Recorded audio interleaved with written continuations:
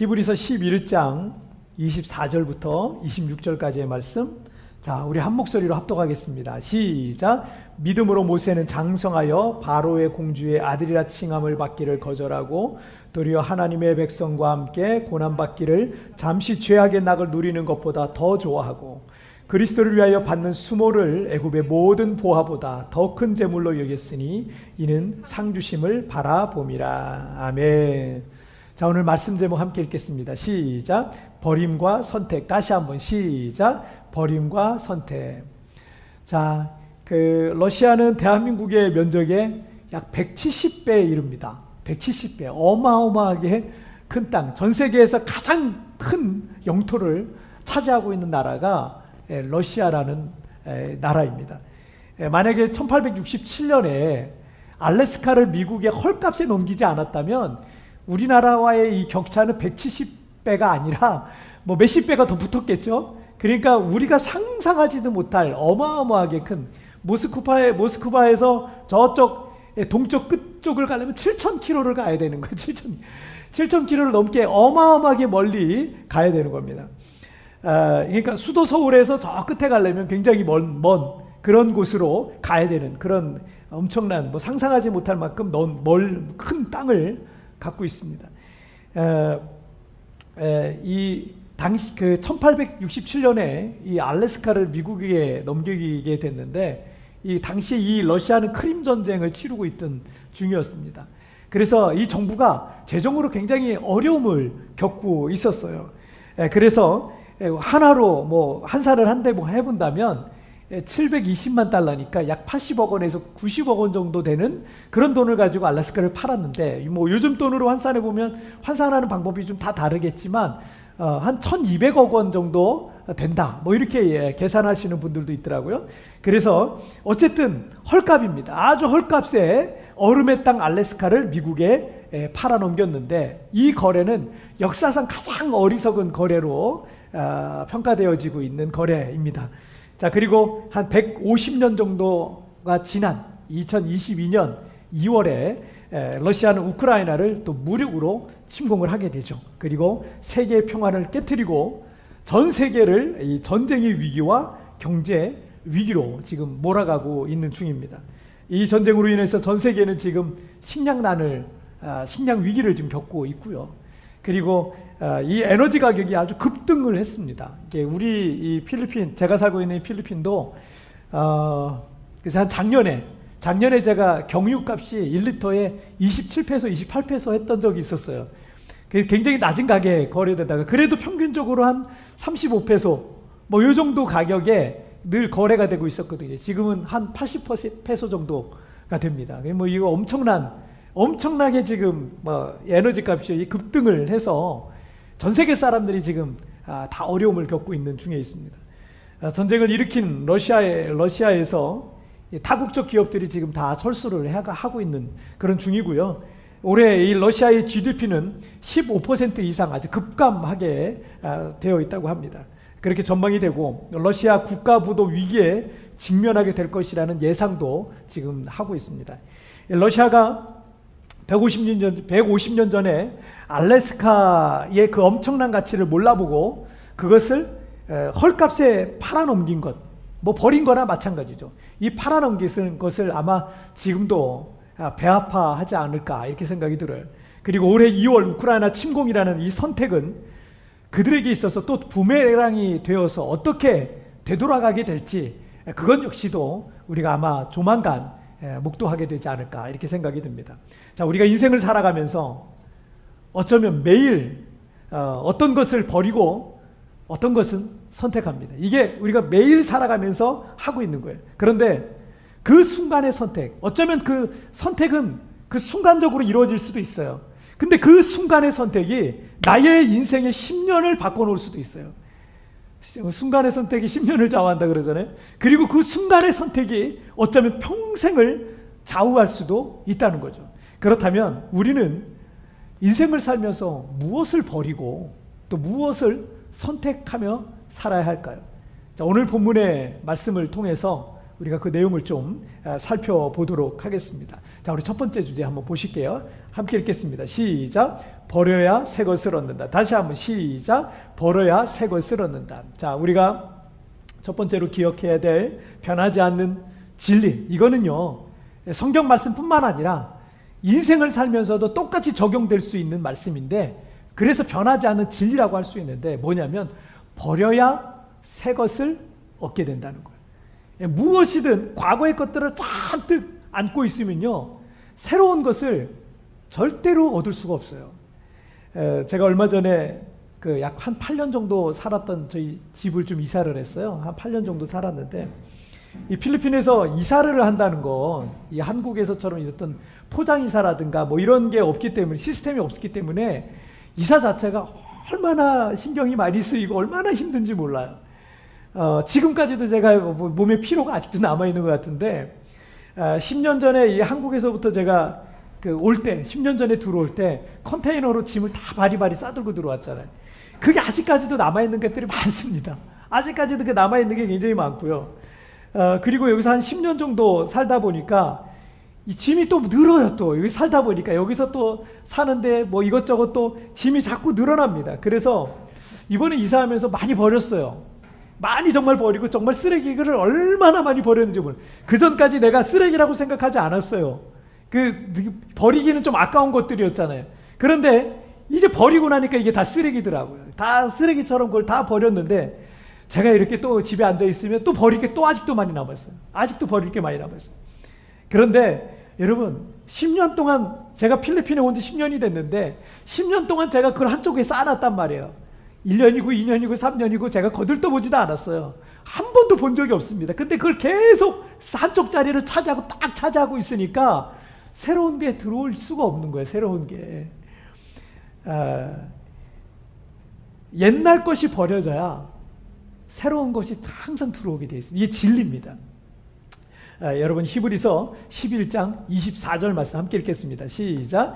믿음으로 모세는 장성하여 바로의 공주의 아들이라 칭함받기를 거절하고. 자, 모세는 애굽왕 바로가 이스라엘 백성들이 낳은 아기들을 살해하던 그 유아학살 정책이 막 시행되던 때에 레위 지파의 한 부부에게서 난 셋째 아이였습니다.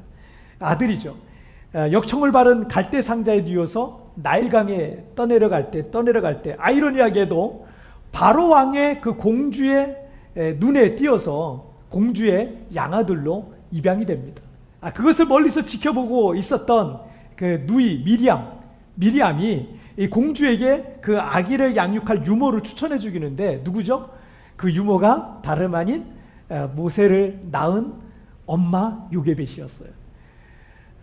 그리고 공주는 물에서 건졌다라는 뜻으로 그 아기의 이름을 모세다라고 이름을 짓게 됩니다. 하나님의 기가 막힌 드라마가 이렇게 써졌던 거죠. 자, 요게벳은 아기 모세를 통해서 하나님께서 특별한 일을 행하실 것을 이미 알고 있었어요. 모세를 믿음으로 그래서 계속 양육했습니다. 모세는 애굽의 공주의 양아들이었지만 그는 피부색부터가 다른 히브리언이었고, 또 유모이자 엄마인 요게벳으로부터 믿음으로 그는 양육을 받을 수 있었던 거죠. 자, 때문에 모세는 왕족으로서의 어떤 특권을 누리고 있었어요. 왕족으로서의 특권은 누리고 있었지만 자신이 히브리인이라는 정체성은 갖고 있었던 거죠. 그리고 어머니로부터 늘 들었던 것과 같이 하나님께서 언젠가는 자신을 들어 쓰실 것이라는 것을, 하나님께서 언젠가 자신을 들어서 이스라엘 민족을 구원하실 것이라는, 학대받고 핍박받고 고통받고 있는 그 이스라엘을 구원할 것이라는 그런 어떤 메시지를, 그런 느낌을 이 모세는 항상 갖고 있었던 겁니다. 자, 권력을 갖고 있는 정치권에서 늘 들려오는 얘기가 있잖아요. 뭐 아빠 찬스니 엄마 찬스니 뭐 특권이니 티켓이 뭐 이런 얘기들을 늘 듣잖아요. 아무래도 이 정치인들에게 권력이라는 것이 있다 보니까 그런 것들이 자연스럽게 지금 따라가는 것 같고, 그 외에도 많은 특권들을 누릴 수도 있을지 모르겠습니다. 그래서 가끔 이 꼰대 같은 이 국회의원들은 어디서 감히 국회의원에게 막 이런 제가 그 TV에서 가끔 뭐 청문회도 하고 뭐 이런 거 하잖아요. 그러면 막 국회의원들이 국회의원들은 진짜 꼰대구나. 죄송합니다. 혹시 이 설교를 듣고 있는 국회의원이 계시다면 그런 분들이 다 그렇진 않지만 가끔 그런 분들이 계시더라고요. 그리고 막 그러잖아요. 뭐 청문회 같은 거 보면은 여기 어디서 국회의원 앞에서 막 자세 똑바로 하세요. 막 이런 국회의원들도 제가 그걸 봤는데 참 이해 안 되는 부분들이 많더라고요. 자, 요즘 같은 세상에도 이 정치인들에게 어떤 특권 같은 것들이 있는데 여러분 수천 년 전 얘기입니다. 모세 이야기는요 수천 년 전 얘기예요. 그 수천 년 전에 그 봉건 사회에서 왕족과 일반 민중의 간극이라는 게 왕족하고 일반 민족의 간극이 얼마나 크겠어요. 여기서도 제가 필리핀에 살지만 필리핀에서 중상류층하고 일반 서민들의 그 생활의 차이는요, 갭은요 엄청 큽니다. 그래서 그냥 우리 한국 분들이 여기 필리핀 서민들처럼 살려 그러면 못 살아요. 살 수가 없어요. 그 정도로 이 간극이 너무나 큽니다. 빈부차가 너무나 커요. 여러분 수천 년 전에는 이건 말할 수도 없는 거예요. 말할 수도 없는 거예요. 더더구나 이스라엘 민족은 당시에 신분이 애굽인들의 노예였어요. 노예. 당시 노예는 가축처럼 돈 주고 사고 팔 수 있는, 그리고 주인이 마음에 안 들잖아요. 여러분 가축을 주인이 죽이듯이 이 노예를요 주인이 마음에 안 들면 그 노예를 죽여도 아무런 법적인 제재도 받지 않게 되는 그런 신분이었어요. 뭐 인간으로서 전혀 존중받지 못했던 비천한 신분을 갖고 있었던 사람들이 바로 당시 이스라엘 백성들이었습니다. 왕족이었던 모세와 노예였던 이스라엘 백성들의 삶은 비교 자체가 불가능했습니다. 모세는 애굽의 왕자 대우를 받으면서 모세는 생활을 했던 어떤 특권을 갖고 있었어요. 특혜를 갖고 있었고 모세는 어떻게 보면 선택받은 사람이었습니다. 자기도 히브리인이기 때문에 그렇게 똑같이 어려움을 겪어야 되는데 모세는 선택받은 거예요. 가장 좋은 것을 먹고요. 가장 좋은 것을 입고 가장 좋은 교육을 받고 어딜 가나 대접받고 그리고 살아가는데 전혀 부족함도 어려움도 없는 그런 삶을 모세는 살고 있었던 거죠. 모세는 그런 선택받은 사람이고 그런 특권을 누리고 있었는데 그런 선택받음과 그런 특권을 여러분 버린다는 거 그 쉬운 일 아닙니다. 그런 생활을 하다가 완전히 반대의 삶을 살아간다는 거 쉬운 일이 아니에요. 그것도 10년, 20년, 30년, 지금 40년 동안 그렇게 생활했는데 여러분 40년 동안 사람이 어떤 생활에 익숙해지잖아요. 여러분 그거를 포기한다는 거 굉장히 어려운 일입니다. 그 안락했던 삶을 버리고 독립투사처럼 광야 같은 생활로 뛰어든다는 건요 결코 쉬운 일이 아닙니다. 그런데 오늘 본문 24절에 보니까 모세가 성인이 된 이후에 바로의 공주의 아들이라는 칭함을 거절했다라고 말씀하고 있어요. 모세는 모든 특권을 버리기로 했던 거죠. 제가 세부에 오기 전에 섬겼던 교회는 기도를 참 많이 하고 은혜와 성령이 참 충만한 그런 교회였습니다. 그리고 성도들이 목회자가 젊든 뭐 어떻든 이 목사를 엄청 존중해줘요. 목사를 굉장히 존중해줍니다. 굉장히 존중해주고 잘 섬겨주던 그런 고마운 교회였어요.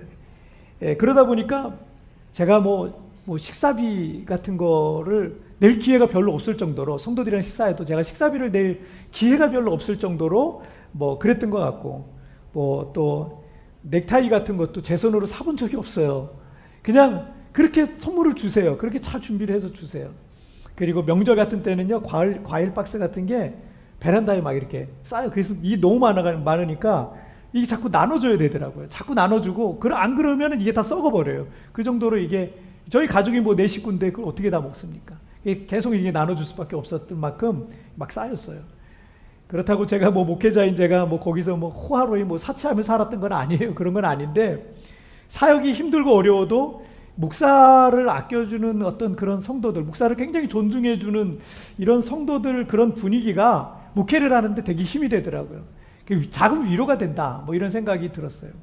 그런데 제가 부끄러운 고백을 좀 하나 하자면 하나님의 부르심을 받고 제가 10년 전에 이 필리핀에 왔잖아요. 한인교회를 개척하게 됐는데 이곳의 목회 환경은 한국과 정말 많이 다릅니다.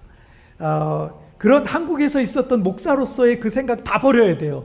그거 안 버리면 여기서 절대 목회할 수 없어요. 가끔 가끔 여기 오시는 목사님 중에 그런 생각을 갖고 목회를 하시다가 너무너무 힘들어 하시다가 결국은 한국 가신 분을 제가 좀 알고 있거든요.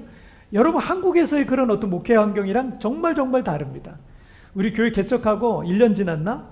얼마 안 돼가지고 초창기에 미국에서 이제 한인교회 하던 목사님이, 한인교회 잘 목회하시던 목사님이 오셔서 부흥회를 좀 해주셨어요. 제 동기 목사님이기도 했는데, 그 목사님이 미국에서 성도 집에 신방을 가게 됐는데 성도가 그러더래요. 목사님 오실 때 두부 한 모 좀 사다 주세요. 그러더래요. 두부 한 모 좀 사다. 한국의 목회 환경과는 정말 많이 다른 게 미국의 이민교회 목회 환경이라 이렇게 말씀을 해주시더라고요. 그래서 제가 그런 얘기 듣고 좀 많이 놀랐는데, 그런데 얼마 지나지 않아서 저희 집에도 그런 일이 생기더라고요. 신방 갔는데 사모님 오실 때 두부 한 모 좀 사오세요. 똑같은 일이 벌어지더라고요. 물론 얼마든지 사다 드릴 수 있죠. 얼마든지. 여기 뭐 한인마트가 몇 개 안 되니까 교회 가까이 한인마트 있고 얼마든지 사다 드릴 수 있죠. 지금도 신방 가게 되면 제가 한인마트 들려서 이것저것 싸서 사가지고 싸들고 가는 경우도 종종 있습니다. 그런데 개척 초기에는 제가 좀 부끄러운 마음이지만 한국에서 목회할 때가 그리울 때가 좀 있더라고요. 그러니까 제가 여기 오기 직전에 한국에서 10년간 사역했던 교회에서 제가 어느 순간부터 그런 삶에 익숙해져 버렸던 거예요. 당연히 그렇게 살아야, 목회자는 당연히 그렇게 대접받고 목회자는 당연히 그렇게 살아야 된다고 생각하고 있었던 거예요. 소명감이 식어버리고요. 어느 순간 목사라는 직업을 갖게 돼버렸더라고요. 영적 야성은 제 삶의 어떤 목회적인 편안함에 그냥 길들여져 버렸어요. 예수님께서 섬기러 오셔서 제자들의 발을 닦여주셨던 것처럼 낮은 곳에서 섬기는 삶을 살아야 되는데 어느 순간 제가 막 그 대접만 받고 섬김만 받고 안주하려고 했었던 겁니다. 그때 제가 좀 위기감을 많이 느꼈던 것 같아요. 어쩌면 저는 그렇게 영적으로 병들어가고 있었던 거예요. 그 즈음에 하나님께서 저를 정말 감사하게도 이 땅에 부르신 거예요. 정말 감사하게도 제가 계속 그렇게 있다가는 거기서 아주 타락한 목사 될 것 같으니까 하나님이 너 영적 야성을 다시 좀 회복해야 되겠다 이렇게 생각하셔가지고 그래서 저를 이 땅에 부르셔서 교회를 개척하게 하셨어요. 전혀 다른 환경에서 고생은 좀 됐지만 여기서 제 영혼을 하나님께서 막 깨우시더라고요. 각성케 해주시더라고요. 저를 영적으로 병들게 만들었던 그런 것들 버리고 나니까 하나님께서 제게 새 은혜들을 부어주신 걸 경험했습니다.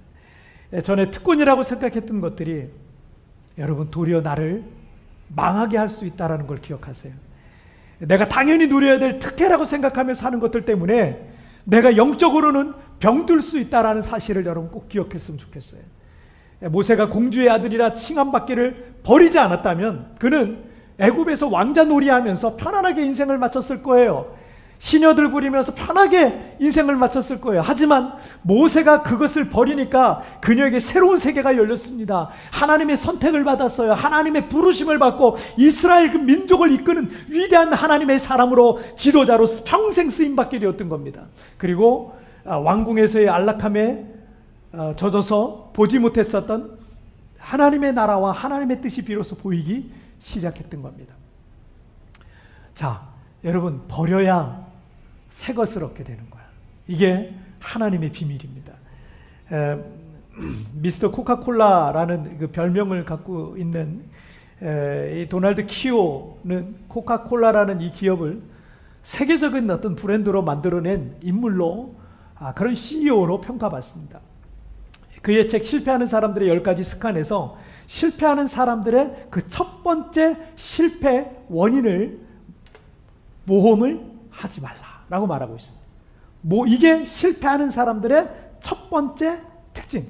그러니까 이 세계적인 경영자의 해안으로 보니까 실패하는 사람들의 공통된 어떤 특징 중에 가장 두드러진 게 뭐다? 모험을 하지 말라라는 거예요.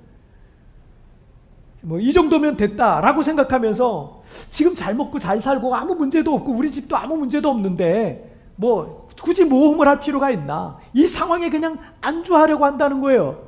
그래서 그렇게 모험을 하지 않으면 이 CEO의 이야기로는 판단으로는 뭐냐면 그 기업은 점점 사람들의 기억에서 잊혀지게 될 것이다 라는 거죠. 여러분, 모험을 한다는 것은 옛것을 버리는 것을 말해요.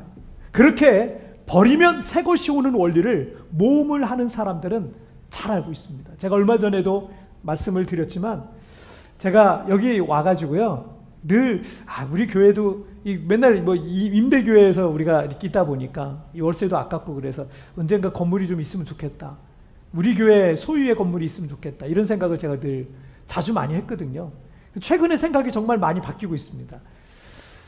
그게 오히려 저를 병들게 하고 우리 성도들을 병들게 하진 않을까. 차라리 그냥 교회가 없는 게 좋아서, 우리 성도들이 만약에 이 건물에서 당신들 나가라 그러면 오히려 저는 그게 더 좋은, 우리가 더 뜨겁게 기도하고 하나님 앞에 정말 마음을 모아서 광야로 나가서 우리가 또다시 시작할 수 있는 그런 시간이 되지 않을까. 저는 이런 생각도 요즘 갖고 있고요. 어쩌면 그런 장치를 우리가 갖고 있는 게 더 좋지 않을까, 이런 생각도 사실은 요즘 많이 갖고 있습니다. 물론 하나님의 뜻이 있으면 또 건축도 할 수 있겠죠. 그러나 거기에 우리의 모든 것을 걸 필요는 없다. 이렇게 좀 요즘은 생각을, 좀 마음을 정리하고 있습니다. 여러분, 버려야 새 것이 오는데 우리가 안주하려고 그러면요, 새 거는 안 와요.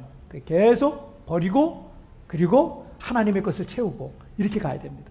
모세가 특권과 안락함을 버리니까 하나님의 위대한 사람으로 쓰임받기 시작했던 거예요. 우리에게 주어진 인생은 여러분 그리 길지 않습니다. 그냥 잠깐의 이 안락함에 안주하지 마시고 믿음으로 옛것을 버리고 새 것을 얻으시길 바랍니다. 제가 이제 나이가 조금씩 들어가고 몸도 조금씩 약해지고 이러다 보니까 여러분, 우리의 삶이 그렇게 길지 않다라는 것을 우리가 항상 생각해야 돼요. 그리고 이 우리의 생애, 남은 이 생애 동안 여러분, 하나님 앞에 옛것은 버리고 새것을 채우면서 계속 영적 야성을 가지고 살아가는 거, 그게 우리에게 굉장히 중요한 사실이라는 것, 하나님이 원하시는 거라는 것, 여러분 꼭 기억했으면 좋겠습니다. 여러분이 교회를 다니고 예수님을 믿는데 여전히 옛사람을 버리지 않고 있으면 하나님 안에서 새 사람이 받을 수 있는 그 복을 누릴 수도 없습니다. 모세가 단지 세상의 편안함과 안락함을 버렸다고 생각하십니까? 25절에 보니까 그것을 죄악의 낙을 누리는 것보다 라고 말씀하고 있어요. 자기 욕심과 정욕과 교만과 고집만 갖고 사는 사람은요, 하나님의 이 놀라운 그 축복들을 누릴 수가 없어요. 여러분 안에 있는 그 거짓된 것, 못된 것, 나쁜 것, 세속적인 것, 이거 버려야 하나님의 것들을 경험할 수가 있게 되는 거예요.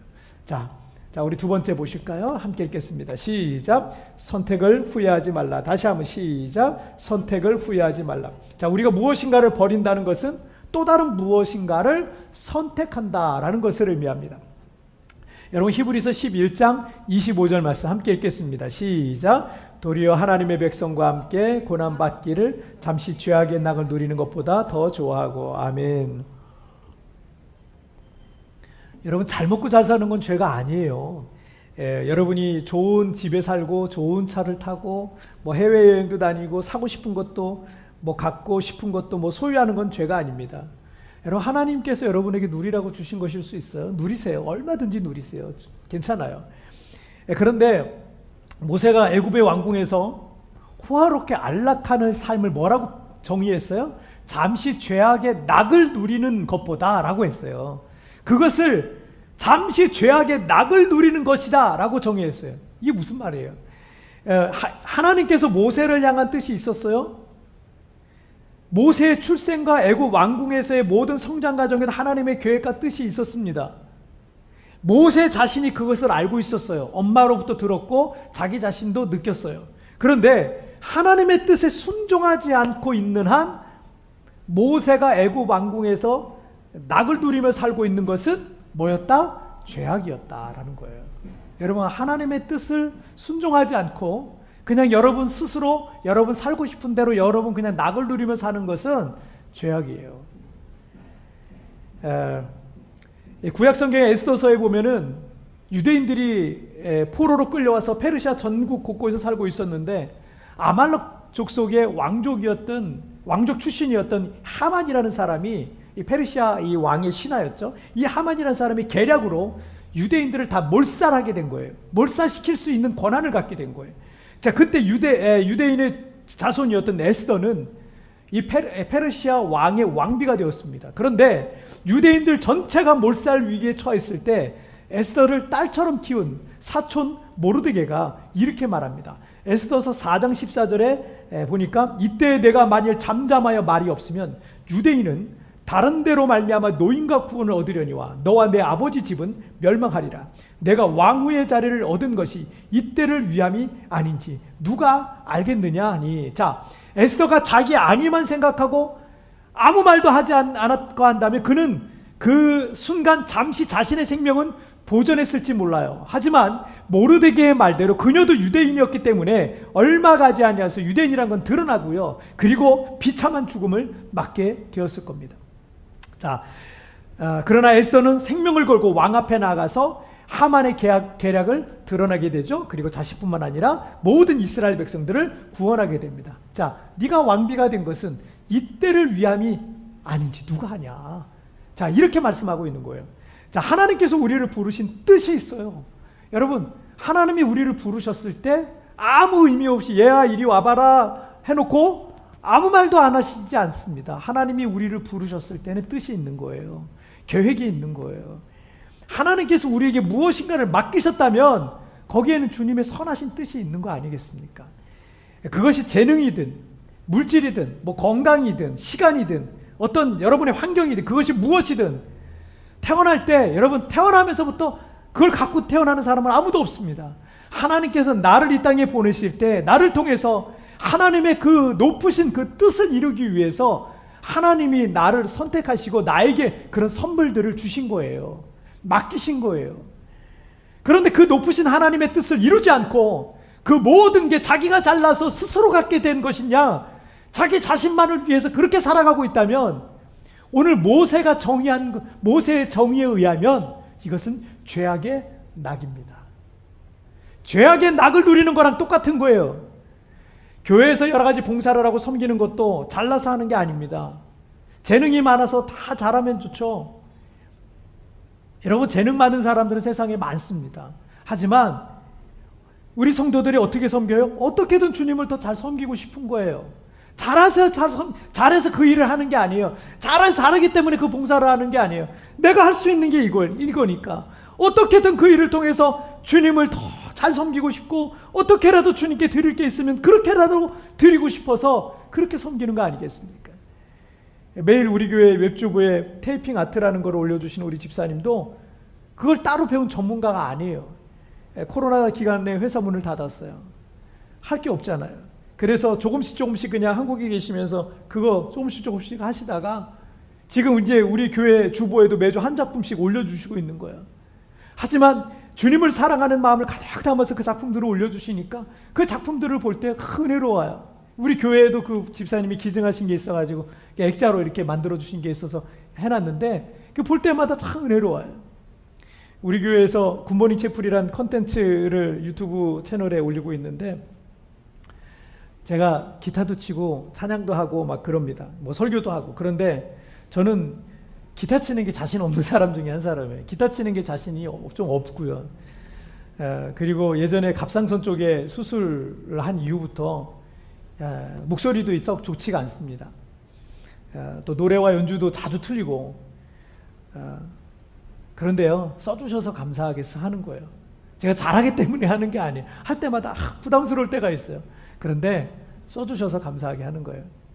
어떤 분들은 우리 교회 굿모닝 채플이나 여러 영상 콘텐츠를 보면서 우리 교회가 큰 교회인 줄 아시는 분도 계시다 그러더라고요.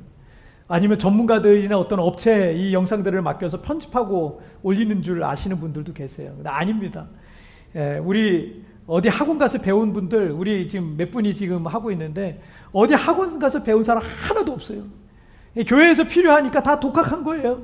잘 모르는 게 많으니까 계속 공부하면서 계속 공부해가면서 그렇게 섬기고 있는 거예요. 이거 얼마나 감사한 일입니까? 하나님께서 우리를 부르셨을 때는 다 뜻이 있어요. 아무 이유 없이 주님께서 우리를 부르시지 않습니다. 하나님께서 우리에게 어떤 환경을 주셨다. 그 환경 가운데 하나님의 우리 뜻이 있어요. 여러분에게 어떤 재능을 주셨다. 하나님 뜻이 있어요. 여러분에게 어떤 물질을 주셨다. 뜻이 있어요. 여러분에게 건강을 주시고 어떤 능력을 주셨을 때 거기에 또 뜻이 있어요. 그것으로 하나님 섬기시길, 잘 섬기시길 바랍니다. 여러분 그것으로 주님을 잘 섬기시길 바랍니다. 그것으로 이웃을 잘 섬기시길 바랍니다. 그것으로 주님의 교회를 잘 섬기시길 바랍니다. 만약 그냥 자기 자신만을 위해 살고 있다면 여러분 하나님 여러분에게 그거 맡겼는데 직무유기예요. 직무유기. 그거 모세가 말한 모세의 표현처럼 죄악의 낙이에요. 죄악의 낙. 죄 짓는 거예요. 하나님 앞에 벌 받을 짓이에요. 그거 가만두면 썩혀두면 안 됩니다. 써야 됩니다. 히브리서 11장 26절 말씀에 그리스도를 위하여 받는 수모를 애굽의 모든 보화보다 더 큰 재물로 여겼으니 이는 상 주심을 바라봄이라 하셨어요. 모세는 기꺼이 애굽의 모든 보화를 버리고 하나님께서 상 주실 것을 바라보는 삶을 살았습니다. 저는 하나님께서 저를 세부에 보내셔서 한인교회를 개척해 섬기게 하신 것에 감사할 때가 참 많아요. 아니 늘 감사해요. 늘 감사해요. 물론 한국과는 뭐 다른 목회 환경이 있고 저도 나이가 들어가니까 자꾸 이제 몸이 여기저기가 힘들어지는데 제가 아직도 여전히 제가 혼자서 다 해야 될 일들이 저 혼자서 다 담당해야 될 일들이 많은 걸 생각하면 나는 언제까지 이거 해야 되나 이렇게 생각이 기운이 빠질 때가 사실은 솔직히 많이 있습니다. 하지만 제가 세부에 오지 않았다면 몰랐을 것들 정말 많이 보고 느끼고 또 깨닫고 알게 된 게 많습니다. 그게 감사하고 하나님께서 이 땅을 사랑하셔서 그래서 한 공동체에 부르시고 함께 섬기게 하신 분들이 있어서 그렇게 만나게 되신 분들이 또 너무 감사하고 또 사역과 영적인 부분에 있어서도 새로운 세계에 제가 눈을 뜨게 했던 것 이런 것들도 참 너무 감사합니다. 그리고 한국의 어떤 좋은 환경에 안주하면서 제 생을 마치지 않고 끊임없이 새로운 것에 도전하면서 영적 모험을 하게 하신 것 참 이것도 너무 감사합니다. 그래서 세부에 온 걸 조금도 후회하지 않고요. 왜냐하면 제게 주신 이 모든 것들이 저에게는 하나님의 복이라는 걸 제가 믿고 있기 때문입니다. 여러분이 어떤 것을 버린다는 것, 어떤 것을 선택한다는 것, 여러분 그것은 우리가 매일매일 경험하고 있는 바입니다. 그런데 여러분이 어떤 것을 버릴 때 그것은 여러분이 어떤 것을 선택하는 걸 말해요. 버려야 할 것을 버렸는데 후회할 필요가 하나도 없어요. 그 버려야 할 것을 계속 붙들고 있으면 그거는 내 인생의 쓰레기밖에 안 됩니다. 나를 더 성장시키는 것을 방해할 뿐입니다. 그 버려야 할 것들을 버렸다는 것은 하나님께서 내게 주실 새로운 것들을 선택한다, 붙잡는다. 모세가 하나님의 나라를 붙잡았던 것처럼 모세가 사명을 붙잡았던 것처럼 그렇게 되는 거예요. 그래서 후회할 필요가 없습니다. 그리고 우리는 믿음의 눈을 들어서 주님 바라보면서 나를 통해서 하실 일들을 기대하면서 그렇게 믿음으로 주님 섬기면서 살아가시기를 주님의 이름으로 축복합니다. 자, 오늘 말씀 정리해 볼게요. 오늘 두 가지 말씀 나눴죠. 함께 읽겠습니다. 시작. 버려야 새 것을 얻는다. 선택을 후회하지 말라. 아멘.